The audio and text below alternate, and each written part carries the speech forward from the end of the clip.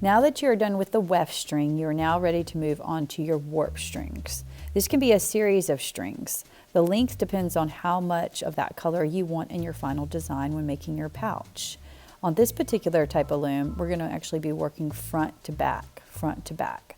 What the front is right now is completely up to you because you haven't gotten started yet. However, you do want to have those slits at the top of your loom. I'm going to get a nice long string and I'm going to go to one short end. I'm going to go under the first string and over the next. Under, over,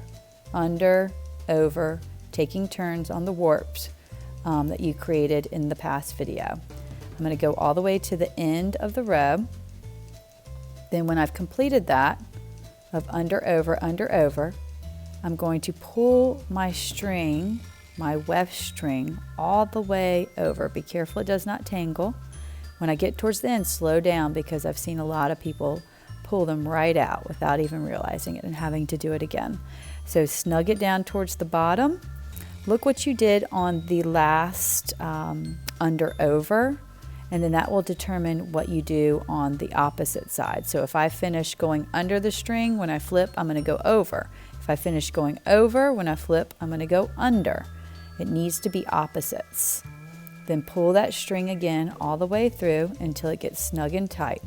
However, don't let it fall over the edge. It should wrap around the right side here, not underneath. So pull that through. Don't pull too tight because again, you can pull the whole thing out at the beginning of a string. If you did it correctly, when you make full circle back, if you started under like I did, it should work out with the pattern that you go over, okay? You want to have opposites going left to right, but also as you go vertically up the loom. If you want to use a needle at this time, if you have one, that's kind of a fun tool to use. I just kind of have the shorter needles right now. Sometimes they're longer needles for weaving, but this works pretty good since we have a smaller loom. I take the needle through and do the under over, making sure I'm doing the opposite as the row below. Pull it all the way through until it gets snug.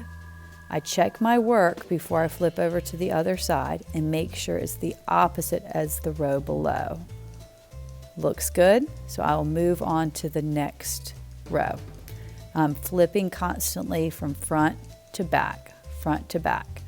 That first string was under, or no, that first string was over, so now I'm going to start with under, doing opposites as I pull it all the way through. Again, pulling that string all the way through until it gets nice and snug.